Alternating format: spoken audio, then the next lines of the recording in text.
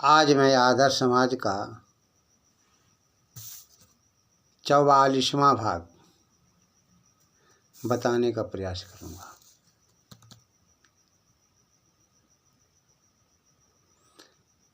मनुष्य का जीवन हर कोई जानता है, प्रत्येक मनुष्य जानता है कि अनेक जन्म जन्मांतरों के शुभ संस्कारों के बाद कहीं मिल पाता है, लेकिन मनुष्य जाकर उस परम पिता परमात्मा को भूल जाता है जिसने हमको जन्म दिया है। परमात्मा के सिवा और संसार में मेरा कोई नहीं है। माता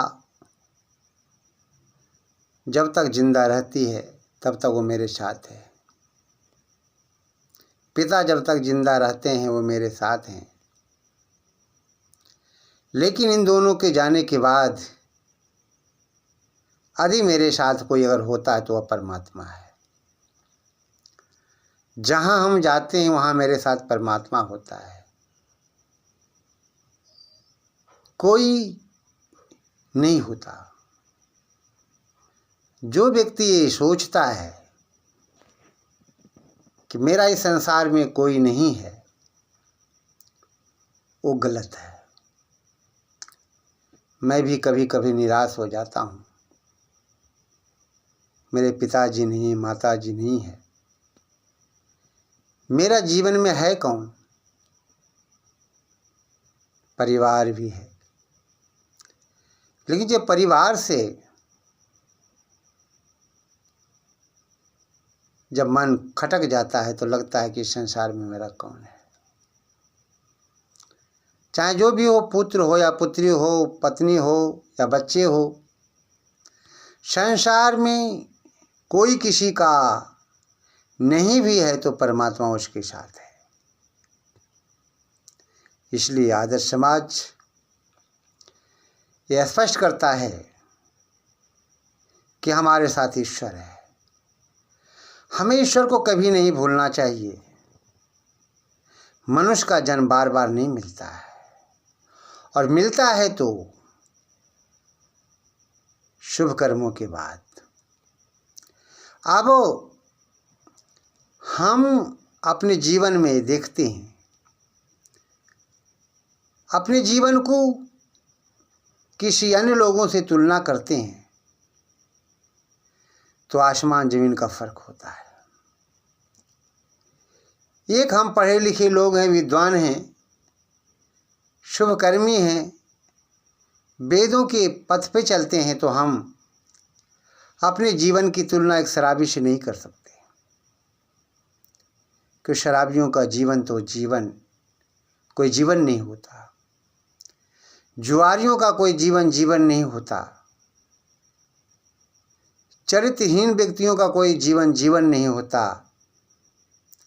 जब हम परमात्मा की भक्ति करते हैं, परमात्मा की भक्ति में मस्त हो जाते हैं, लीन हो जाते हैं, तो हमें कुछ दिखाई नहीं देता है, केवल परमात्मा ही दिखाई देता है। जब विद्यार्थी पढ़ता है पुस्तकों को, तो उस समय पुस्तक के अलावा उसे कुछ भी नहीं दिखाई देनी चाहिए, तभी वह व्यक्ति सफल होता है, वो विद्यार्थी सफल होता है। अर्जुन स्वयंवर में सफल हुआ कैसे? अनेक महारथी योद्धा वहां पहुंचे हुए थे, लेकिन जब अर्जुन वहां पहुंचा, पहुंचने के बाद उस स्वयंवर में द्रुपद राजा के यहाँ, तो जब उसके गुरु ने पूछा कि अर्जुन क्या दिखाई दे रहा है, तो अर्जुन ने बताया कि केवल मछली की आंखें दिखाई दे रही थी। निशाना एक जगह होनी चाहिए। निशाना अगर कहीं जगह है तो, कई जगह है तो निशाना चूक जाएगी। हम ठीक उसी प्रकार से हम अपने जीवन को एक लक्ष्य की ओर ले जाना चाहिए। वह लक्ष्य क्या होगा? मोक्ष की ओर। इस संसार में जो भी आया है सब मोक्ष का द्वार ही खटखटाने के लिए आया है, लेकिन मोक्ष तक हम नहीं पहुंच पाते। मोक्ष प्राप्त करने के लिए इतना आसान नहीं है जितना हम सोच रहे हैं। मोक्ष प्राप्त करना इतना आसान नहीं है जितना हम सोच लेते हैं। मोक्ष प्राप्त करने के लिए ना जाने कितने हजारों वर्षों तक हमें तप करना होता है, तब कहीं हमें मोक्ष की प्राप्ति होती है। यदि हम इस जीवन में मोक्ष प्राप्त करना चाहते हैं तो हमें तप करना होगा, साधना करना होगा। कई कई घंटों तक हमें परमात्मा की भक्ति में लीन हो जाना होगा। किसी को धोखा नहीं देना होगा, शाकाहारी बनना होगा, तब कहीं हम अपने लक्ष्य तक पहुंच सकते हैं। ऐसे हम नहीं पहुंच सकते। मोक्ष प्राप्त करना मनुष्य का काम है और इसीलिए परमपिता परमात्मा हमें यहाँ भेजा है। लेकिन हम अपनी आदत से मजबूर हो जाते हैं, अपने स्वार्थ में आकर के दूसरों को कष्ट देते हैं, दुख देते हैं, जीव हत्या करते हैं, बकरा काटते हैं, मांस खाते हैं, मछली खाते हैं, जबकि ये मनुष्य का भोजन नहीं है।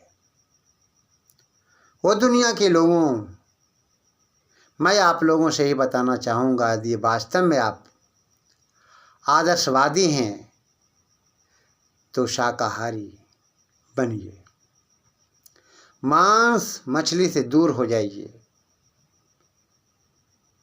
जीव हत्या ना कीजिए। परमपिता परमात्मा ने जो हमें फल फूल आदि दिया है, अनाज दिया है, उसका हम सेवन करें। लेकिन हम ऐसा नहीं सोचते हैं, ऐसा नहीं करते हैं। केवल सोचते हैं, सोच तक ही रह जाते हैं, सोचते ही रह जाते हैं। हमें कुछ करके दिखाना है समाज को, अपने जीवन के लिए कुछ करना है। जो मनुष्य अपने जीवन के लिए कुछ कर जाता है, जो मनुष्य अपने जीवन के लिए कुछ कर जाता है, उसका जीवन महान बन जाता है। हमें तप करना होगा, तपस्या करनी होगी, परमात्मा की भक्ति में लीन हो जाना होगा, तब कहीं हम अपने लक्ष्य को प्राप्त कर सकते हैं। मैं आपसे यही कहना चाहूँगा, यदि वास्तव में आप आदर्श मनुष्य बनना चाहते हैं, आदर्शवादी बनना चाहते हैं, तो संत महर्षियों के रास्ते पे चलकर अपने जीवन को ऐसा आप बना सकते हैं। बड़े बड़े विद्वान कभी कभी यहाँ आते हैं, संसार में महापुरुष आते हैं, संत आते हैं, साधु आते हैं, सन्यासी आते हैं, महर्षि आते हैं और भटके लोगों को एक रास्ता बता के चले जाते हैं। और जो लोग उनके बताए हुए पथ पर चलते हैं, उनका जीवन महान बन जाता है। इसलिए हम आप लोगों से ही कहेंगे कि आप आदर्श समाज को अपनाइए और उनके साथ जुड़िए और अपने जीवन को आदर्शमय बनाइए। यही आप लोगों से कहना है।